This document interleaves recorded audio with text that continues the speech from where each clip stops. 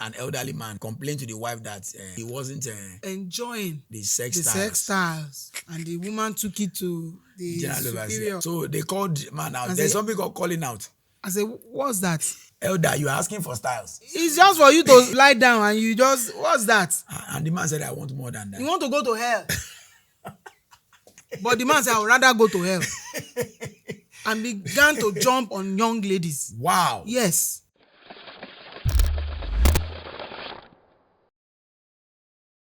The problem with marriage today isn't marriage. The problem is that most people going into marriage have no idea what they are committing to. Marriage is more than 2 rings and a pretty dress. It is a covenant. This podcast is designed to help you, like we always say, enjoy and not endure your marriage. On this particular episode, we are looking at 15 pillars of marriage. Therefore, what God has joined together, let no killer of marriage separate. But for it not to separate your marriage, you must know it and you must avoid it. And I also have on this episode, as always, my official Waka partner. You're welcome to the episode again. Thank you very much. Wow. You know, any organization that will make progress will not look down on feedback. And even in our marriages, we must not look down on feedbacks. Yes, your partner can be complaining, your spouse can be grumbling. Don't see it as if they are totally not right. It's always very important that you sit back and ask yourself, what is this woman? Can I process what she's saying? Can I process what this man is saying? Is there something I can get out of it? Especially when he or she is saying the same thing repeatedly. And the first one we are looking at this morning is the laziness. It's a laziness kills marriages. I realize that at times you might not be that lazy, but lay back. That you don't know what to do part time. But my advice is, even if you don't know what to do part time, try and do something. Don't just wait and say, I don't want to do anything. No. Either the man or the woman. Try and do something. Even if not for anybody, for yourself. I know I've fried chin-chin. Even though I'm a gospel musician. Your chin-chin that burnt my hand. Yes. because you were frying it at a very... I thought, I didn't understand the dynamics. Yes. I thought you had to put so much dough into the oil. So I poured plenty and the oil just jumped on my hand. You were so impatient that, when are we going to finish frying? There was a particular day you asked me to go and make some supply somewhere. I was going towards Okoro. And I got to in front of Mainland Hotel in Oyingbo. And the devil just told me, he said, what is the profit on this your twinkle? So it was not even up to 500 naira. And I stood there and I was almost crying. But that's what you are saying, that even though at that point, we couldn't do what we are doing today. Yes. But we didn't stop doing what we could do. Of course. So what you are saying is, don't allow what you cannot do. Yes, stop you from what you can do. Can you say that to the camera? Don't allow what you cannot do stop you from what you can do. So at every point in time, just keep moving. Just keep doing what you can do. Yes. But don't tell me you can't do anything. I won't agree. Because it will kill your marriage. Yes. It will kill your marriage. Number 2, suspicion. I will never forget, several years ago, I was watching this Mafian movie. I think it was The Godfather. And there was something one of the members of the family did, which created some level of suspicion. And the guy said, suspicion, the sign that things are not working well. Suspicion kills marriage. Years ago, I wasn't married. I saw a friend's marriage. And I realized that the number one problem that the man has is that he always suspects the wife. They are apart now. I knew that I knew that was going to kill that marriage. Yes, because things that I can't even. I always ask my friend, how do you cope with this kind of a thing? Like what? Meanwhile, the man was messing up. There's some things that I don't think. It's the principle of abed. Yes, for a woman to come back, she has gone to work, and the man will say, "You have gone to do something. You have gone to gone sleep to sleep with, around with with another man. Open your pants, something like that. You know, demean the woman. So the woman can't just cope anymore. So for me, I knew I don't have to marry this kind of man that we'll both be suspecting ourselves. So and that's why I have to go for a godly man. No, but being godly does it stop you from being? I know when I'm saying godly, I mean someone that loves God. There's difference between you loving God and pretending to love God. And another thing I have to also say is that somebody that is living out the love of God. Yes. Because if you are living out the love of God, suspicion is not love. At all. It's not. Suspicion is not love. So we have number 1, laziness. Number 2, suspicion. Number 3, lack of mutual respect. We are looking at lack of mutual respect. Lack of mutual respect. I remember, a particular pastor, that I met. The wife is highly placed woman in the society. And this man was doing more of a menial job. The woman respects the man, but the man had no respect. I grew up in a Yoruba community. Yes. And there's this thing that they say, idobale koniwa. That means prostrating does not mean you regard kneeling me. down. Or kneeling down doesn't mean. So you can prostrate down for your wife physically and still disrespect her. Yes. That means you can be doing something physical, but you are doing something mental. I will never forget. This woman will be ministering on the altar, and the man will be making faces at people in the church, in the congregation, as if to mean that the woman was talking trash. I also remember, discussing with my assistant pastor one day. He and the wife had, like an argument, and I was trying to help them trash it out.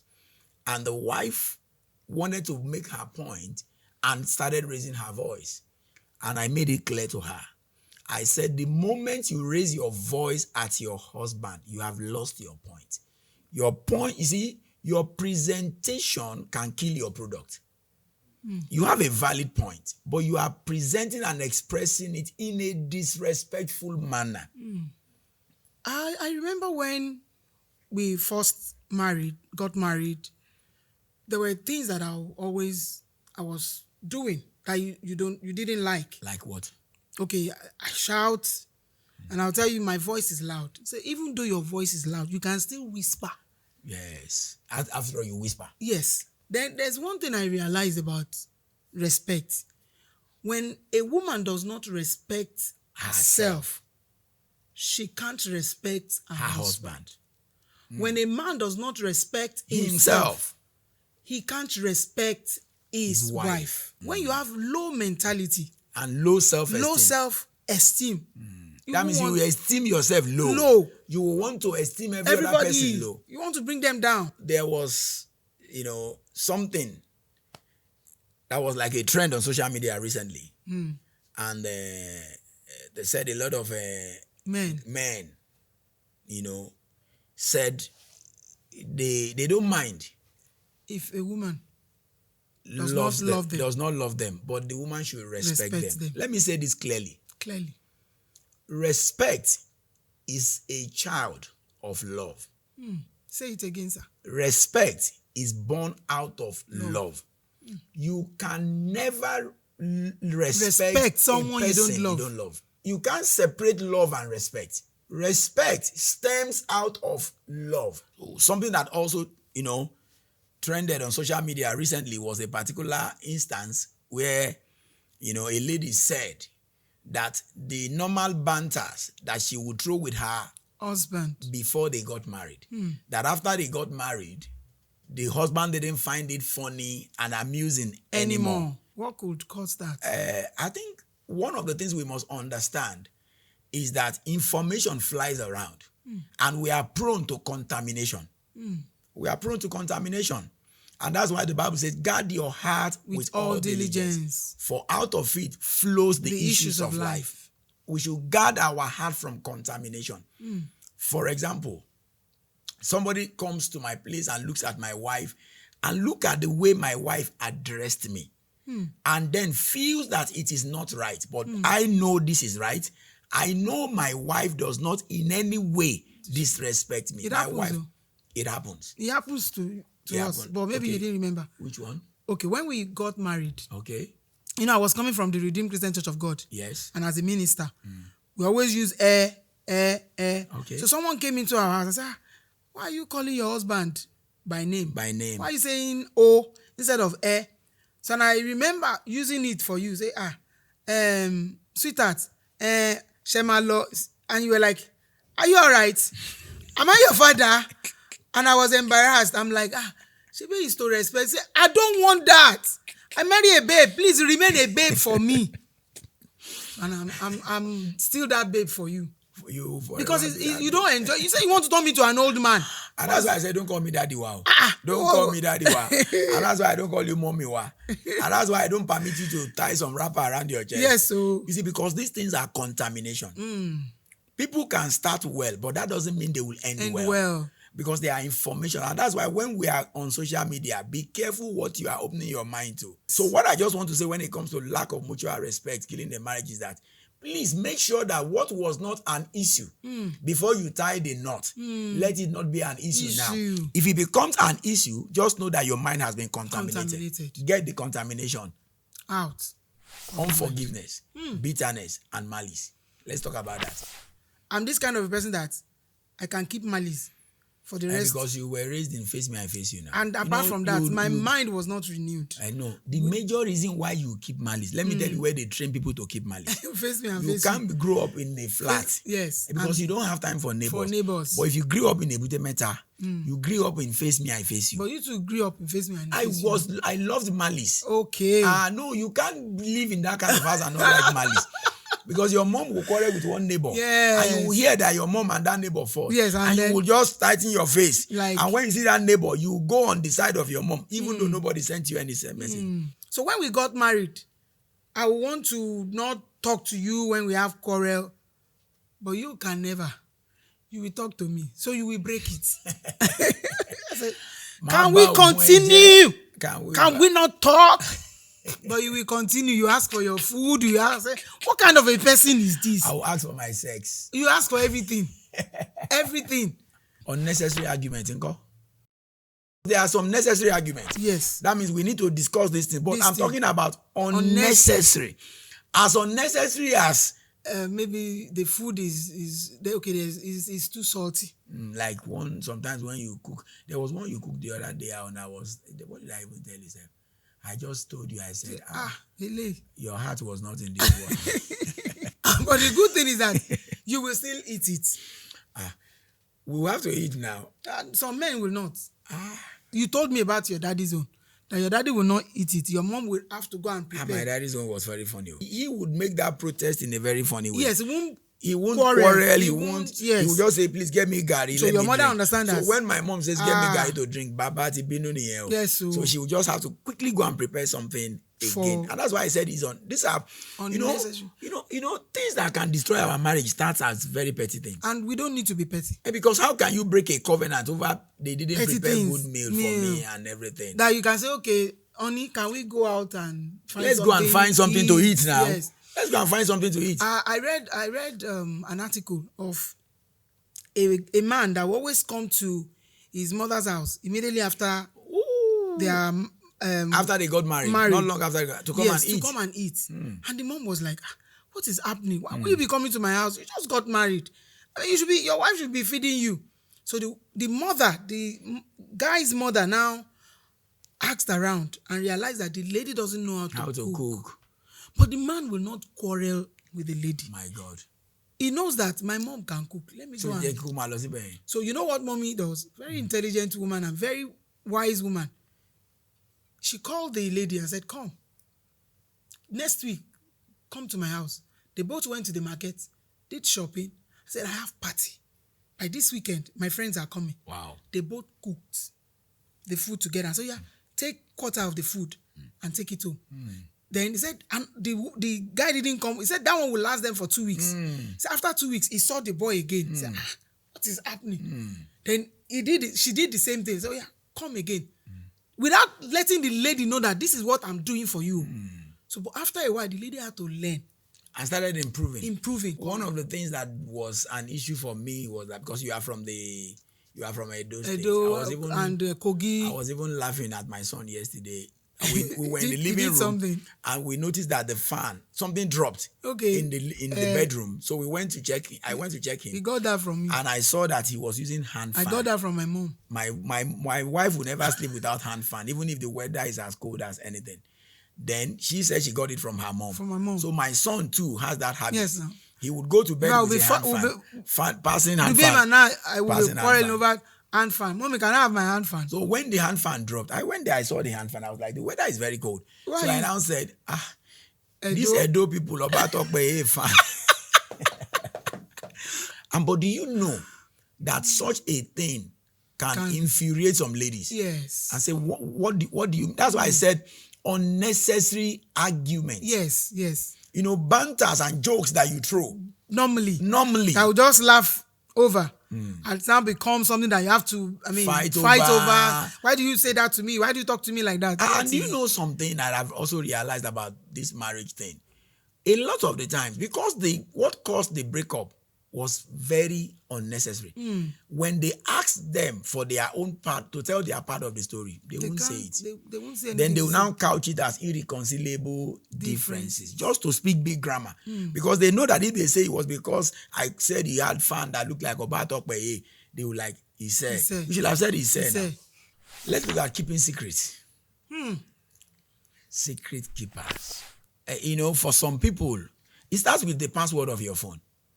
I remember recently, I don't know, what was it your password? Was it your phone Yes, password? it was even because of Dubem. It wasn't because of you put a password. Yes. So I had to but this is totally against our rules. Yes. We don't set passwords that the other person doesn't know. I see some men. There was somebody wanted to open his phone recently. When he swiped, I said, this can even confuse you. He will swipe this way and that way, went this way, and I'm like, how do you remember when you are not FBI? What's inside is your phone. And one of the rules we put to ourselves at home was that all our passwords. The moment you do the password, you submit it to the next person. Yes. You understand? You have to know. You have to be able to open my phone. Because you remember that your mom... Even our bank account, everything. You remember that your mom died? Yes. And we wanted to go and collect the money from the bank. We couldn't get it though. Because you had the password. I'm gonna be password there. So we lost that money. And even though she gave me all the documents, but because of her sickness, she wasn't able to communicate to me. She just gave me. So I couldn't get the money out. I remember the story of a man that called Charles B. I will never forget that day. The man called Charles B. This sharing life issues then. The man called Charles B. and was like, Charles B., guess what? I just discovered that the house we live in is owned by my wife. And they are collecting rent from me. My wife is actually my landlord. Or my landlady, and I didn't know. The man said where he started suspecting, but he didn't really suspect that much, was when anytime they couldn't meet up with paying the rent on time, the woman would say, don't worry, let me speak to the estate agent. So he felt that the estate agent just had this likeness for the wife, which was an asset. It's a good one. If you can talk to the man, he didn't know that the man actually works for the wife. Oh my God. But you are talking about the wife. There are so men too that will buy land, things, buy cars, buy this, buy that. Of course, and when they die, that is without gone. Even dying. A lot of the times they will be swindled, and they will come home and they will be groaning. So what happens? Daddy Waka can't talk because Daddy Waka just lost something that the family is not aware of. Another thing I want us to look at is poor communication. Okay, talking about poor communication. Yes. We are looking at two things majorly. Okay. Lack of communication. And how to communicate. At which point did you realize that in your marriage, you were not communicating well? When I will not discuss things that happen, and you have to be the one to always bring it up. So I learned that that means I have to, because it will help us. Well, you always say that if you don't know you are going through this stuff, if you don't tell me, I won't know. And because a lot of women, a lot of people think that their spouse should be reading their mind. Their mind. Said, I Because can't of read your mind. I can't read your mind. I'm so not you a have mind to tell reader. me. You have to tell me. You have to speak up. I told my mom died of cervical cancer because she didn't tell us. She didn't tell anybody. She didn't. We didn't even know. So poor communication made her Yes. to die of cervical cancer. That she could have spoken out. Yes. They would have, like the doctor said, would have removed our womb. If it was at the first stage. Yes. It was at the third stage. Wow. She just said, this is terminal disease. So you can see, I remember, let me just share this example here. Somebody that is close to me too, you understand, lost his first wife because the wife had a particular ailment which was manageable, but didn't communicate to the husband. To the husband. Then they got to know when she was pregnant. Wow. And she died with the baby. So communication is broad. Yes. You understand? Like you said, when we're growing up, one of the things that stops people from communicating well is that they call us talkatives. Ọ̀rọ̀ ṣùnùkùn inú ẹlẹ́dẹ̀ ẹlẹ́dẹ̀ ló ń gbé. Ó ń ṣe ẹlẹ́dẹ̀ now. You are not a pig. So why would ọ̀rọ̀ ṣùnùkùn be inside your stomach? Some people are afraid to face some things, so they don't want to talk about it. I used to have a friend then. If you bring up anything, if there's a problem, if there was an issue between us, and I brought it up, he would tell me, I'm the problem. You know why? He doesn't want to talk about it. And some people, that's the way they handle their marriage. They would rather apologize, even though it wasn't their fault, than to... Because they don't want to talk about it. They don't want to talk about it. So, and one of the things I want us to also understand is good communication is when you learn to talk about everything. Everything. Including sex. Everything, including sex. Including sex. Yes.